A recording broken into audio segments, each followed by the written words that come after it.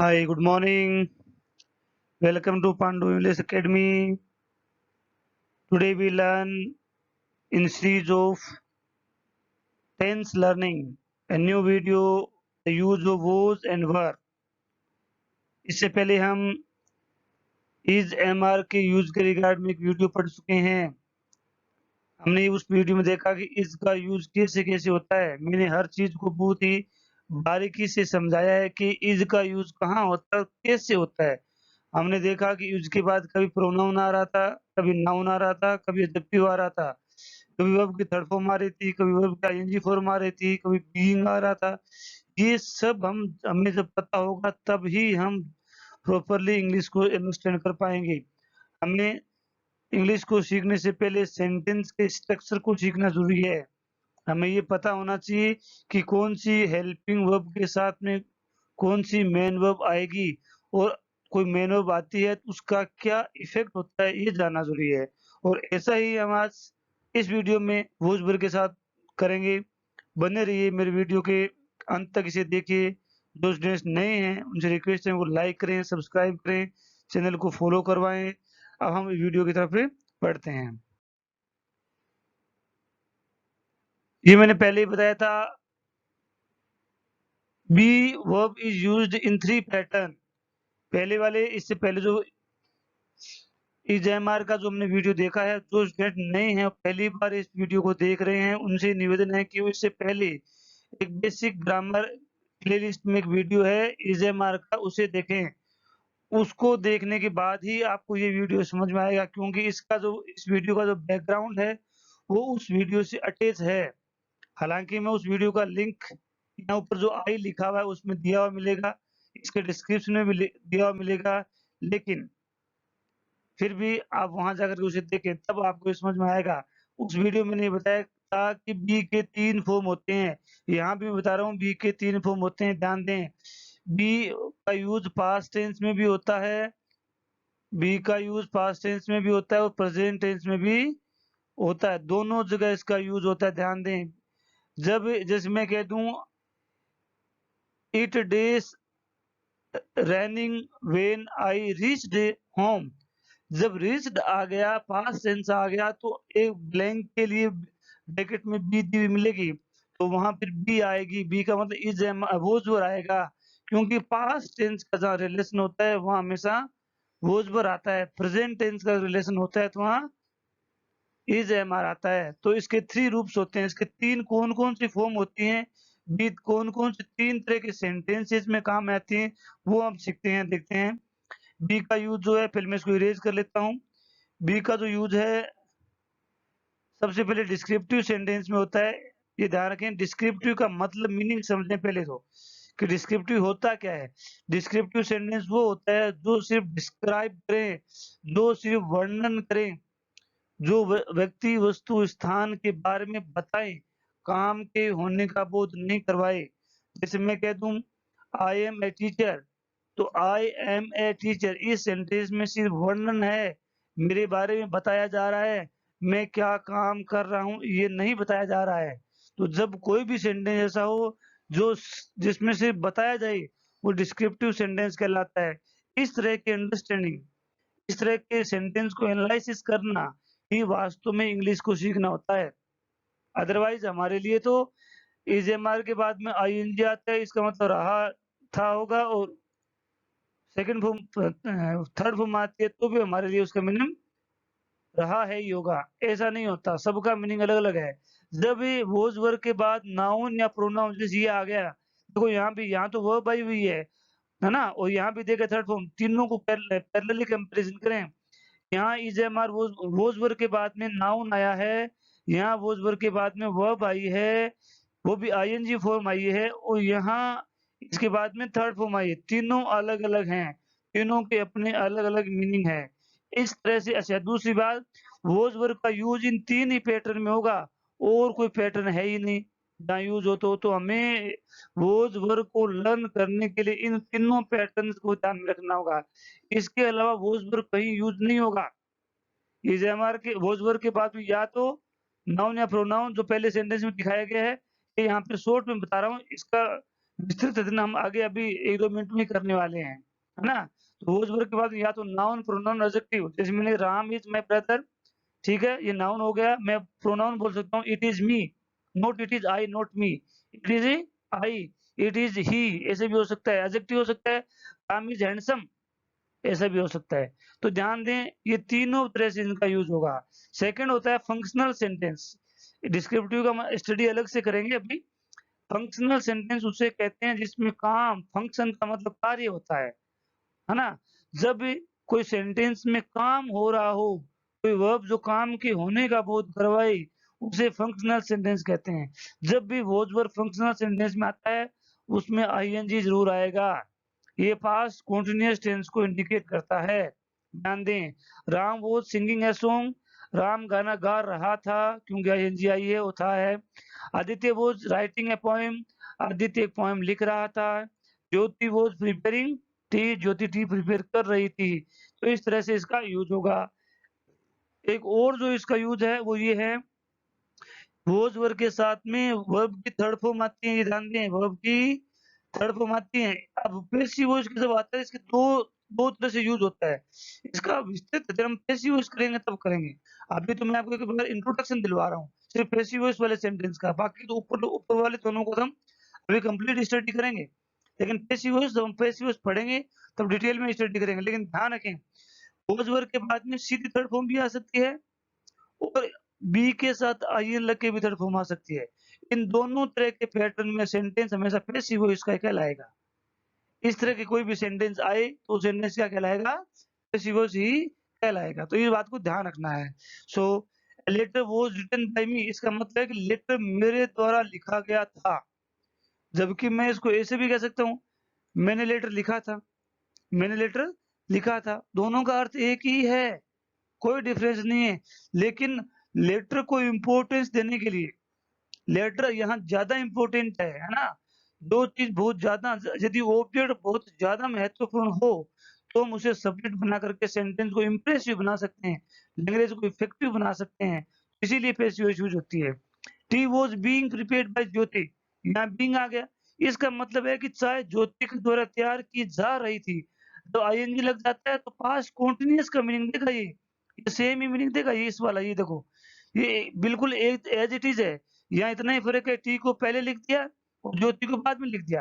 दोनों का translation as it is, no difference. Next है विंडो वाज़ ब्रोकन। अब इसमें देखो विंडो को तोड़ दिया गया। अब देखो इसमें ऑब्जेक्ट है ही नहीं, क्योंकि जब कभी हमें कार्य के करने वाले व्यक्ति के बारे में अगर पता नहीं हो, तो हम वहाँ पर डायरेक्टली पैसिव वॉइस यूज़ कर सकते हैं, है ना? अब जैसे कि पुलवामा अटैक के अंदर हमारे 42 या 44 सोल्जर मरे थे, तो उनको हम ये सीधा कहेंगे 44 या 42 जो भी संख्या थी were killed, 44 soldier were killed, क्योंकि किसने मारा इसके बारे में पता नहीं है।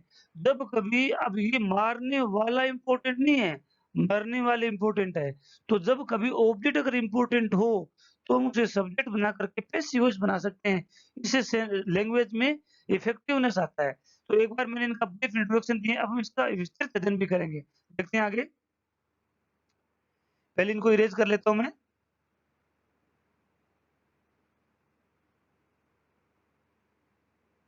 यस, यहाँ पे जो हम सीखेंगे, वो एक बहुत ही इंग्लिश अगर आप सीखना चाहते हो, तो इस बात को हमेशा गाँठ बना के रखें, जो हम यहाँ सीखने वाले हैं। ये जो वीडियो है, वो सबसे अंडरस्टैंडिंग देने वाला वीडियो है। अगर ये चीज़ आपको समझ में आती है, तो आपको इंग्लिश मान लीजिए कि समझ में आ गई। बस क्योंकि सेंटेंस का स्ट्रक्चर हमें समझ में आ रहा है, बाकी कुछ नहीं है। अब देखें यहाँ पे जो मैंने लिखा है वो सबसे इम्पोर्टेंट बात है, main verb is the unit of sentence. Unit of sentence का मतलब समझें। इसका मतलब है कि सेंटेंस में सबसे इम्पोर्टेंट जो चीज़ है, वो मेन वर्ब है। अगर सेंटेंस में मेन वर्ब नहीं है, तो सेंटेंस बन ही नहीं सकता। जैसे अगर मैं इसको यहाँ से वॉज़ को हटा दूँ, है ना? इन सब में से वॉज़ को या वर को हटा दूँ, तो सेंटेंस नहीं बनेगा। अरमान माय फ्रेंड से सेंटेंस नहीं बनता। सेंटेंस बनता है मेन वर्ब से। अब ये देखिए, यहाँ वॉज़ वर्ब मेन वर्ब है या राइटिंग मेन वर्ब है। तो is, am, are, was, verb, ये 5 वर्ब है। ये मेन वर्ब का रोल भी प्ले करती है और हेल्पिंग वर्ब का रोल भी प्ले करती है। अब ये हमें जानना है कि कब ये मेन वर्ब का रोल प्ले करती है, कब ये हेल्पिंग वर्ब का रोल प्ले करती है। ध्यान दें, जब सेंटेंस डिस्क्रिप्टिव होता है, जब सेंटेंस डिस्क्रिप्टिव होता है, वो डिस्क्राइब करता है, तो ये मेन वर्ब का रोल प्ले करती है, क्योंकि इस तरह के सेंटेंस में और मेन वर्ब होती नहीं है। तो हेल्पिंग वर्ब जो वॉज वर्ब है वो खुद मेन वर्ब बन जाती है, क्योंकि सेंटेंस में मेन वर्ब का होना बहुत जरूरी है। इसे दूसरी लैंग्वेज में रीड, एस्टेट, सीटेट की लैंग्वेज में लिंकिंग वर्ब कहते हैं, और इसके बहुत सारे क्वेश्चन हर एग्जाम में आते हैं। इस तरह से पूछा जाता है कि कौन से सेंटेंस में लिंकिंग वर्ब है। अब आपको ये 4 बिलो सेंटेंस या 5 सेंटेंस दे दिए जाएंगे, जैसे अरमान वाज माय फ्रेंड दे दिया, Raman was writing a story book दे दिया, है ना। एक दे दिया Raman was written a letter दे दिया, या Raman was being written letter दे दिया। तो लिंकिंग वर्ब, अब ये इसमें भी देखो, ये भी वॉज है और ये भी वॉज है, लेकिन लिंकिंग वर्ब यही है, ये लिंकिंग वर्ब है, जानते हैं। ये यहाँ हेल्पिंग वर्ब आ गई है। अब ऐसा ही पूछ सकते हैं कि मेन वर्ब इस सेंटेंस में क्या है, तो वॉज वर्ब हेल्पिंग वर्ब नहीं है यहाँ पे वॉज वर्ब मेन वर्ब है। ध्यान दें, इस तरह का क्वेश्चन कॉमन क्वेश्चन है, और इस तरह की अंडरस्टैंडिंग का होना बहुत जरूरी है। अगर ऐसी अंडरस्टैंडिंग नहीं है तो हम इंग्लिश को प्रॉपरली सीख नहीं पाएंगे। तो यहाँ इस बात को डिफ्रेंशिएट करें कि ये मेन वर्ब यहाँ पे है और यहाँ पे हेल्पिंग वर्ब है। हेल्पिंग वर्ब कब होती है, जब was verb, is, am, are, was verb chance के बाद में अगर अलग से मेन वर्ब आ जाए, एक अलग से मेन वर्ब आ जाती है, तो ये हेल्पिंग वर्ब बन जाती है। यदि सेंटेंस में मेन वर्ब नहीं है तो ये मेन वर्ब बन जाती है। तो इनका दोनों तरह से यूज होता है। तो मोहन वॉज ए ड्राइवर, है ना, ये ड्राइवर होगा, ड्राइवर नहीं होगा, this is driver, misprint हो चुका है यहाँ पे, है ना। Rajesh was playing chess with his friend, ये टेंस में पास्ट कंटीन्यूअस टेंस है। We were studying here in the library, ये पास्ट कंटीन्यूअस टेंस है। यहाँ ये फंक्शनल सेंटेंस के रूप में आया है। मैं यहाँ ये बताना चाह रहा हूँ कि मेन वर्ब क्या होती है ना। Is, am, are, was verb का यूज मेन वर्ब के रूप में भी होता है और हेल्पिंग वर्ब के रूप में भी होता है। हम देख सकते हैं यहाँ ये हेल्पिंग वर्ब के रूप में हुआ है, यहाँ भी हेल्पिंग वर्ब के रूप में हुआ है, यहाँ ये मेन वर्ब के रूप में हुआ है, और यहाँ भी ये मेन वर्ब के रूप में हुआ है। जब भी डिस्क्रिप्टिव सेंटेंस आता है तो is, am, are, was verb 5 के 5 मेन वर्ब का रोल प्ले करती है, और जब फंक्शनल सेंटेंस आता है तो ये हेल्पिंग वर्ब का रोल प्ले करती है। एग्जामिनर कैसे भी क्वेश्चन पूछ सकता है, एग्जाम्पल देके मेन वर्ब के बारे में पूछ सकता है, लिंकिंग वर्ब के बारे में पूछ सकता है, या दोनों में डिफरेंशिएट भी करवा सकता है, ये उसका लेवल होगा। नाउ अब हम पढ़ते हैं सेंटेंस को सीक्वेंस वाइज। जो हमने ये सबसे पहले पढ़ा था कि डिस्क्रिप्टिव सेंटेंस जो होते हैं, बी वर्ब का यूज जो है फंक्शनल सेंटेंस डिस्क्रिप्टिव सेंटेंस में यूज किया जाता है, तो हम सबसे पहले पढ़ते हैं डिस्क्रिप्टिव सेंटेंस ही पढ़ेंगे कि डिस्क्रिप्टिव सेंटेंस होता क्या है ना।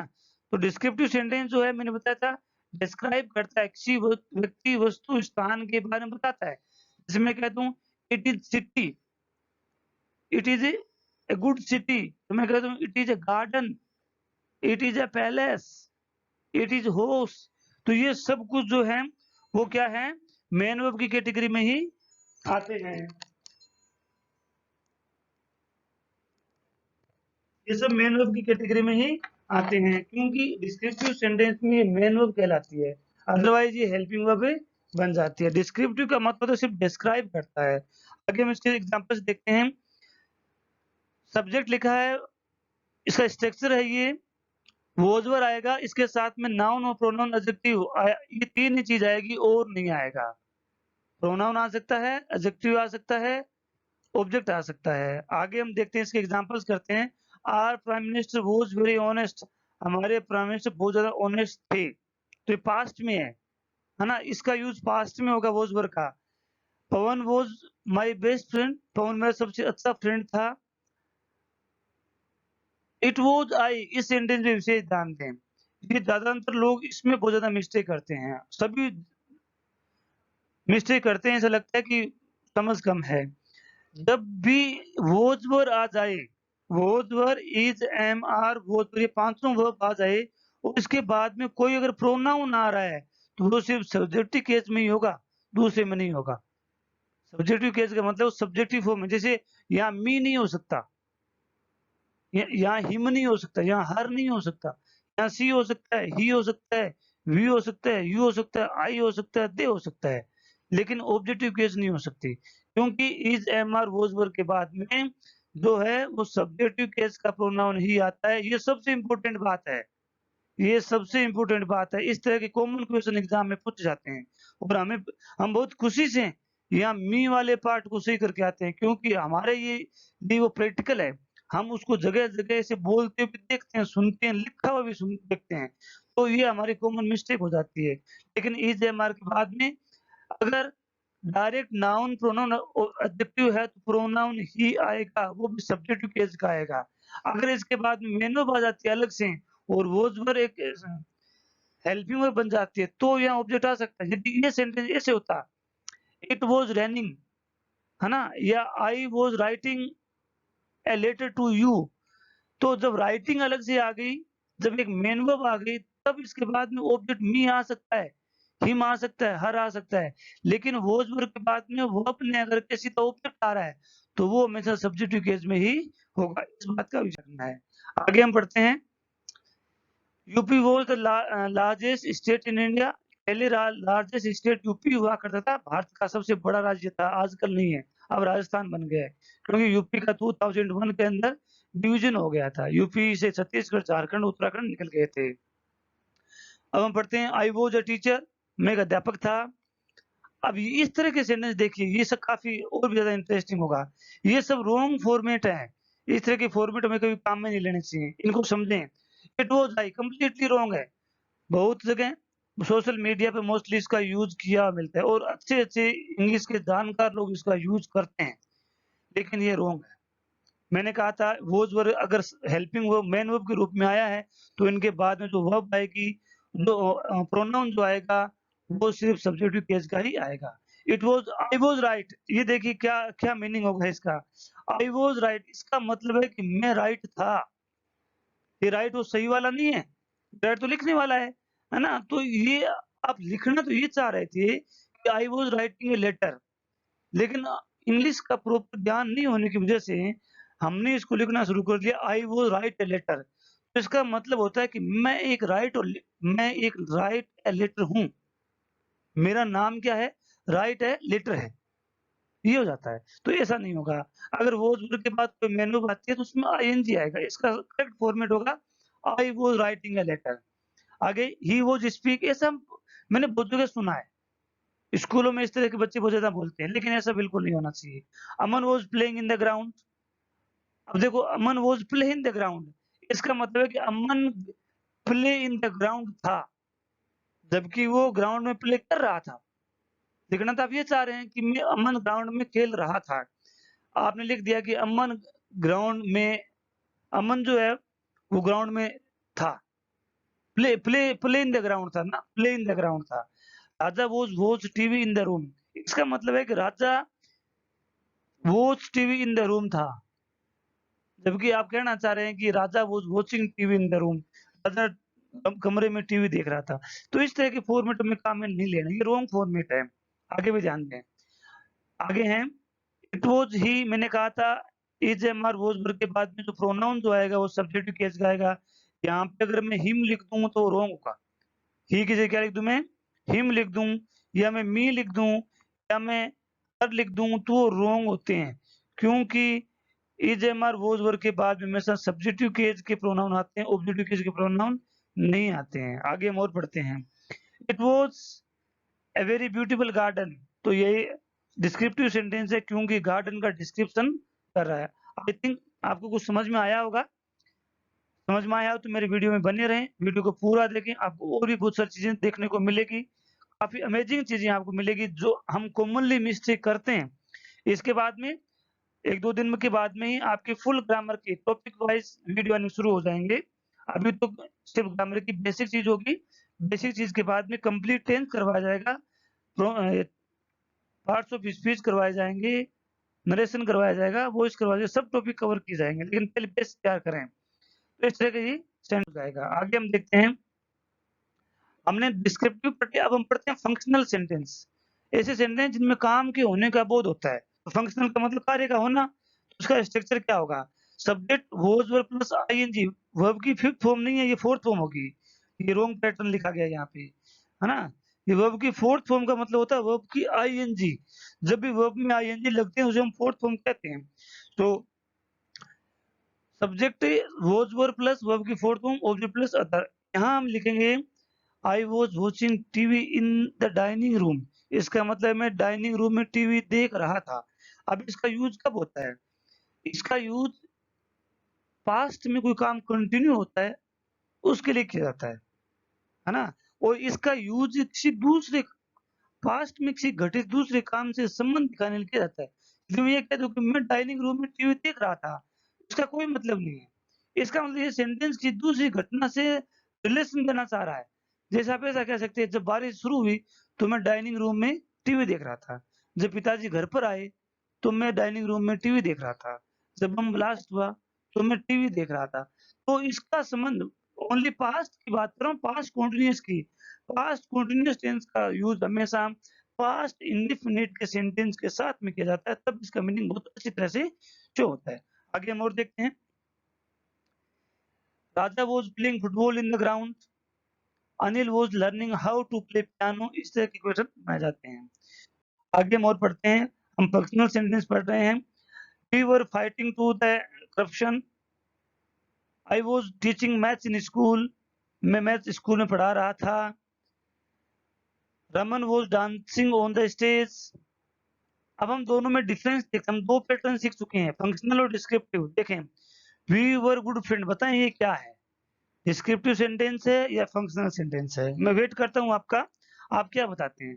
अपने आंसर कमेंट में भी लिख के दिखाएं। मैं चेक करता हूँ कितने कितने लोगों के कमेंट में सही आंसर आ रहे हैं। हाँ, सही आ रहे हैं कुछ लोगों के तो। ठीक है, हाँ, यस, जल्दी करें, आंसर दें। यस। अब मैं ये बताता हूँ, ये जो ये जो वर्ब है ये डिस्क्रिप्टिव सेंटेंस की, क्योंकि वॉज वर्ब के बाद में सिर्फ ऑब्जेक्ट आया है। हम कह सकते हैं एडजेक्टिव और ऑब्जेक्ट आया है, तो ये डिस्क्रिप्टिव सेंटेंस कहलाएगा। Raman was watering the plants. Water एक नाउन भी होता है, वाटर एक वर्ब भी होती है। यहाँ मतलब है कि रमन पेड़ पौधों को पानी दे रहा था, हो जाएगा। ये फंक्शनल सेंटेंस है। आई वाज ए डॉक्टर, मैं एक डॉक्टर था, ये डिस्क्रिप्टिव सेंटेंस है। साथ साथ में आप कमेंट में लिखते रहें कि किस तरह का सेंटेंस है। आदित्य वाज वेरी हैंडसम, ये कि फंक्शनल सेंटेंस नहीं है, ये डिस्क्रिप्टिव सेंटेंस है। राकेश वाज माय अंकल, ये भी किस तरह का सेंटेंस है? देखता हूं मैं। हाँ, यस, हाँ, this is descriptive sentence. They were quarrelling, वो झगड़ रहे थे, फंक्शनल सेंटेंस है। कोमल वाज ऑनेस्ट, कोमल ऑनेस्ट थी। Ranu was a honest girl. यहाँ इन दोनों में थोड़ा डिफरेंस देखें, मैंने जानबूझ के दो सेंटेंस लिखे हैं। अब देखिए, ऑनेस्ट के यहाँ कुछ नहीं आया है, जबकि यहाँ आर्टिकल एन आया है। ध्यान दें, जब भी एडजेक्टिव आए तो ओनली एडजेक्टिव के पहले आर्टिकल नहीं आता है। आर्टिकल तब भी आएगा जब एडजेक्टिव के बाद में एक नाउन हो। एडजेक्टिव के बाद में क्या हो? नाउन हो तो ये, अगर नाउन नहीं होगा तो एडजेक्टिव के बाद आर्टिकल नहीं आएगा, है ना। आप कुछ भी लिख सकते हैं। काउ इज ब्लैक, वहां ए ब्लैक नहीं आएगा। It is a black cow आ सकता है, it is a white cow आ सकता है, क्योंकि व्हाइट के बाद में काउ नाउन आया है। लेकिन मैं कहता हूँ इट इज व्हाइट, तो आर्टिकल ए एंड द तीनों नहीं आएंगे, क्योंकि आर्टिकल का प्रयोग कभी भी एडजेक्टिव के पहले होता ही नहीं है। सिर्फ नाउन के पहले होता है, उसके पहले एडजेक्टिव आ सकता है। Rajendra Raman were playing were learning how to perform good dance on the stage, वो स्टेज पर डांस करना सीख रहे थे। ये भी पास्ट कंटिन्यूअस का सेंटेंस। आगे हम और पढ़ते हैं। Boys were playing chess in the sports room with the friends, तो ये भी पास्ट कंटिन्यूअस का सेंटेंस है। देन हम पढ़ते हैं। आदित्य वो Aditya and Kamal were living in hostel, दोनों हॉस्टल में रह रहे हैं, ये भी एक पास्ट कंटिन्यूअस का सेंटेंस है। आई थिंक आपको काफी चीज समझ में आई होगी। चैनल को लाइक करें, सब्सक्राइब करें, वीडियो को लास्ट तक कंप्लीट देखें। आपको और भी अमेजिंग फैक्ट अब और पढ़ेंगे। आगे वाला पार्ट पढ़ते हैं हम। Now we are studying third part, passive voice. कि इसका पैसिव वॉइस कैसे बनता है, मतलब इज एमर का वॉज वर्ब का यूज जो है, दोनों का यूज एक ही तरह होता है, बस फर्क इतना ही है, इज एमर प्रेजेंट टेंस में, वॉज वर्ब पास्ट टेंस में, और कोई डिफरेंस नहीं है। दोनों के पैटर्न जो है, दोनों की सेंटेंस की डिवीजन जो बिल्कुल एज इट इज है। आगे बढ़ते हैं। पैसिव वॉइस, पैसिव वॉइस जब भी आएगी, मैंने कहा था पैसिव वॉइस की पहचान है कि वहाँ वर्ब की थर्ड फॉर्म जरूर आएगी। ऐसे थर्ड फॉर्म और कई जगह भी आती हैं, लेकिन इज, एम, आर, वोज, वर के बाद हमेशा आईएनजी आती है। अगर उनके बाद में थर्ड फॉर्म आ जाए तो पैसिव वॉइस है। वो क्या बन जाएगा? पैसिव वॉइस बन जाएगा। तो इसमें थर्ड फॉर्म आती है। आगे हम पढ़ते हैं। A letter was written by Ram. Letter Ram के द्वारा लिखा गया। मैं ऐसे भी लिख सकता हूँ, राम ने लेटर लिखा, राम ने लेटर लिखा। दोनों का मीनिंग एज इट इज है, कोई फर्क नहीं पड़ता। दोनों एक जैसे सेंटेंस है, दोनों में से किसी भी सेंटेंस को यूज कर सकते हैं। तो फिर ये सब क्यों लिखा? ये लैंग्वेज को इफेक्टिव बनाने के लिए लिखा है। हम बर्थडे पे केक लाते हैं, है ना? अगर उसमें आइसिंग नहीं भी करवाएं तो केक ही रहती है, लेकिन केक ब्यूटीफुल दिखे इसलिए उस पर अलग अलग तरह की आइसिंग हम करवाते हैं। बस यही चीज यहाँ पे है। लैंग्वेज को थोड़ा सा इंप्रेसिव बनाने के लिए इसको पैसिव वॉइस में लिखा जाता है। बाकी मीनिंग उसका यही है। ये यहाँ रोट होगा, मैंने ये थोड़ा रॉन्ग लिख दिया, यहाँ वर्ब की सेकंड फॉर्म आएगी, यहाँ वर्ब की रोट होगा। मीनिंग वही है, ये प्रेजेंट इंडेफिनिट का, यहाँ पास्ट इंडेफिनिट होगा। So Ram wrote a letter, ऐसा क्वेश्चन यहाँ होता। आगे हम लिखते हैं, glass was broken, someone break the glass, यहाँ ब्रोक होगा, ये यहाँ पे रॉन्ग लिखा हुआ है, तो मैं इरेज कर देता हूँ।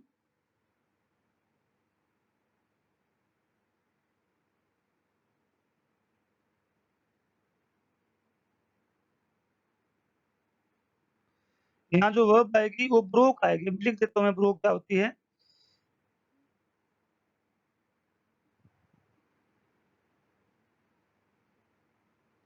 बी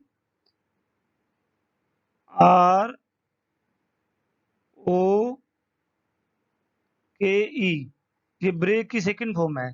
तो ये वास्तव में ब्रोक था, समवन ब्रोक द ग्लास, लेकिन हमने इसको पैसिव वॉइस में लिख दिया, ग्लास वाज ब्रोकन। दोनों का अर्थ एक ही है, ग्लास तोड़ दिया गया, ग्लास टूट गया, या किसी ने ग्लास तोड़ दिया, दोनों में कोई डिफरेंस नहीं है। लेकिन हमें ये ध्यान रखना है, वोज वर्ग के बाद में वोज वर्ग के बाद में प्रोनाउन, नाउन, एडजेक्टिव आ सकता है। I am a good teacher भी आ सकता है, आई एम रमन भी आ सकता है, इट इज ब्यूटीफुल गार्डन भी आ सकता है। इसके अलावा वोज वर्ग के बाद में आईएनजी आ सकती है, और तीसरा फॉर्मेट वोज वर्ग के बाद में वर्ब की थर्ड फॉर्म भी आ सकती है। अब वोज वर्ग का यूज तीन ही रूप में होगा, इसके अलावा और कोई भी फॉर्म में वोज वर्ग, इज, एम, आर का यूज कहीं भी नहीं होगा।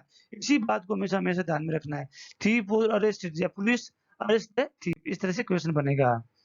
आगे हम पढ़ते हैं, बस इज ड्रिवन बाय मी, ये प्रेजेंट टेंस का आ गया यहाँ पे। Tea was taken in the morning, a book was sent by my father. अब ये हमने तीनों का डिफरेंस सीखना है। It was a book, descriptive sentence है। Raman was engineer, descriptive sentence है। Shyam was called by the principal, passive voice है। क्यों है पैसिव वॉइस? क्योंकि वॉज वर्ग के बाद में क्या आ गई? थर्ड फॉर्म आ गई। रवि वॉज अवार्डेड, ये भी पैसिव वॉइस है, क्योंकि वॉज के बाद में थर्ड फॉर्म आ गई। बताते रहें साथ साथ में, कमेंट करें, मैं देख रहा हूँ। रवि वॉज वॉचिंग टीवी, ये पास्ट कंटिन्यूअस टेंस है। अमन वॉज सिंगिंग ए सॉन्ग, ये दोनों सेंटेंस मैं आपके लिए छोड़ता हूँ, मुझे कमेंट करके बताएं। My uncle was driving A car, दोनों सेंटेंस किस तरह के हैं ये मुझे कमेंट में लिख करके बताएं। मैं चेक करता हूँ, आपका वेट भी करता हूँ। हाँ, कमेंट आने शुरू हो गए हैं, जल्दी जल्दी अपने कमेंट भेजते हैं, देखता हूँ मैं। हाँ ठीक है, हाँ कमेंट भेजते रहें, जिसका रॉन्ग होगा उसका मैं नाम लिख के बताऊंगा, भेजते रहें। आगे हम और पढ़ते हैं। I was given a gift bye Raman, तो ये पैसिव वॉइस का सेंटेंस, क्योंकि वॉज वर्ग के बाद में तो थर्ड फॉर्म आ गई। इसके अलावा my birthday was celebrated in hotel, मेरा बर्थडे होटल में सेलिब्रेट किया गया था, ये भी पैसिव वॉइस का सेंटेंस है। आगे हम पढ़ते हैं, हमारे टॉपिक पूरा हुआ। I think you have understood this lesson completely, मैंने इसको बहुत ही अच्छी तरह से समझाया है, आपको शायद समझ में भी आया होगा। अगर आपको समझ में नहीं आया है तो मुझे कमेंट करके बताएं, मैं कोई और तरीके से आपको मेथड से समझाऊंगा। और वीडियो को लाइक करें, सब्सक्राइब करें, अपने फ्रेंड्स में शेयर करें। Thanks for watching, we will meet in the next video.